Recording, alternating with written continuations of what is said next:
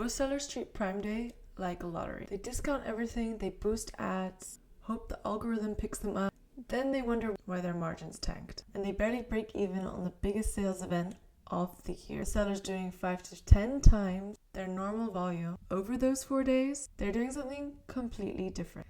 And almost none of it is actually happening during Prime Day itself. So here's exactly what they do and what you need to do in the next 4 weeks. Let's start with the scale of what's on the table. Prime Day 2026 is going to run from June 23rd to 26th. So it's 4 days, and last year sellers who prepared strategically saw average sales increase 5 to 10 times compared to a normal day's volume. So if you're doing 1,500 right now, we're talking 7,500 to 15,000 per day for 4 days straight from all of your existing products without a single new customer acquisition strategy necessary. That's not a small number, that's a business changing number. But here's the thing that most people miss. Prime Day moved to June this year, 4 weeks earlier than last year. So every deadline has shifted with it. And unfortunately, that means that most small sellers are already behind. So let me tell you where you stand right now and what you can still do.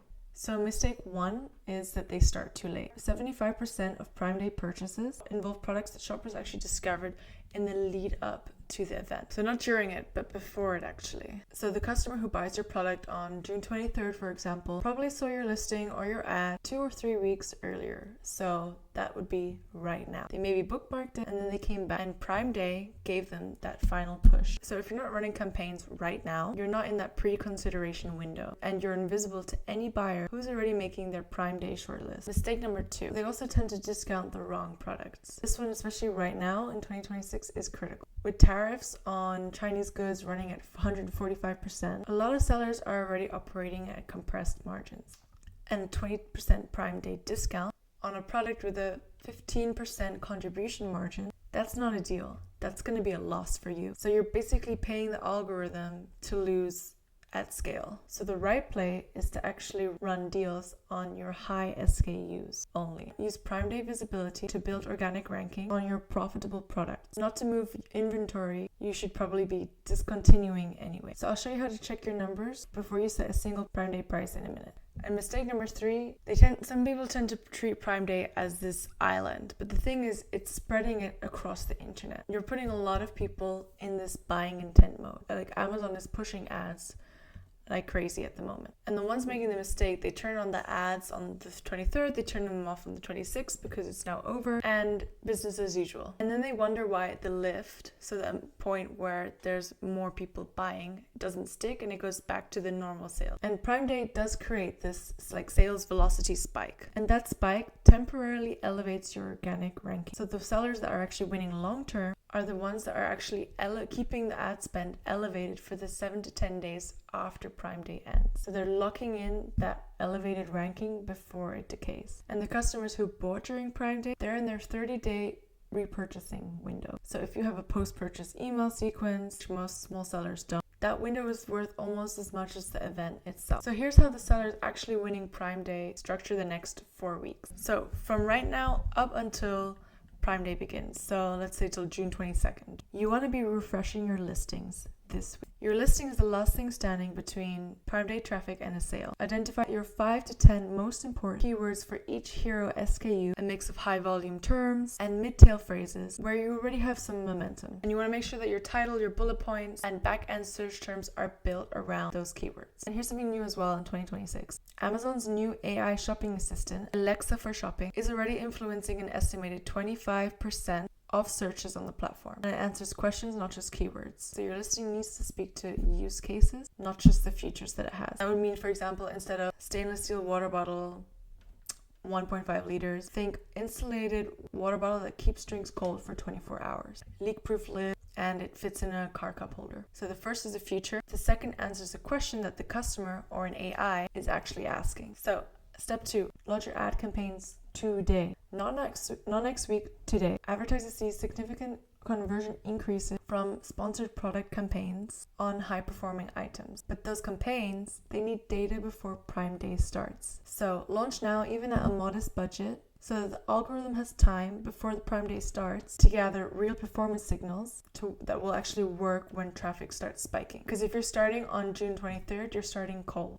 But if they've been running for 4 weeks already, the algorithm already knows who converts on your listing. Step 3, check the reference price. This is new in 2026 and actually catches a lot of sellers off guard. Amazon now has a 60-day reference price window. So the discount that you give on Prime Day is calculated against your price from the last 60 days. So if you've been running sales in April and May, your reference price will be lower than it should be. And your Prime deal will look less impressive to both the algorithm and the customer. And if you've been discounting recently, stop now and let your price sit at full for the next couple weeks before the event starts. And phase 2, during the event. So from June 23rd to June 26th, don't just rely on Amazon's traffic. The sellers doing 10 times volume aren't only relying on Amazon's internal algorithm. They're driving external traffic too. Run social ads on Meta, TikTok, send your email list, post organically to your social channels, because Amazon will be rewarding external traffic. It signals that your products are popular beyond the platform, which accelerates organic ranking during the highest traffic window of the year. Another thing you want to do is double down. Don't spread yourself too thin. Pick your 2 or 3 hero SKUs, put your entire budget on them. Pause anything underperforming before the event starts, because Prime Day rewards concentration,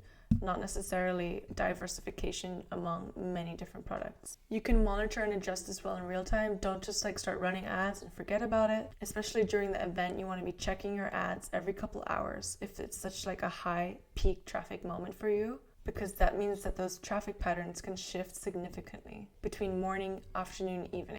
And if something is spending too fast with weak conversions, you want to be pausing that. And if something has a strong ROS and budget room, you want to increase the bid there. Then phase 3, afterwards. So this is the most ignored phase and arguably the most valuable actually. Your organic ranking, like I mentioned earlier, will be elevated from the sales velocity from Prime Day. So keep your ad spend slightly higher than normal for 7 to 10 days after the event to lock in that ranking before it decays back down to baseline. Immediately the same day that Prime Day ends, you want to be activating your post-purchase retention sequence for every customer that bought during the event. Email them, SMS them if they prefer that. They're in the highest intent repurchase window of your entire customer relationship, and most sellers are probably not going to contact them again. So if you miss the deal deadlines, unfortunately, the official Lightning deal and Prime exclusive discount deadlines have already passed for 2026. But if you miss them, you're not out of the game. You can still run coupons, and coupons don't require an official deal status. They still show a badge in your listing and attract attention during that high traffic period. You can also drive off Amazon traffic, so using your own social channels and email lists to point people directly to your listings during that window. And external traffic during Prime Day is worth more than at any other point of the year. You can ride the halo, even sellers not running official deals see elevated traffic during Prime Day, simply because consumers are in buying mode across every category. A clean listing, strong reviews, and competitive pricing can generate 2 to 3 times normal volume passively, just from the rising tide. So you want to be checking your numbers first. Before you set a single Prime Day price, you need to know your actual contribution margin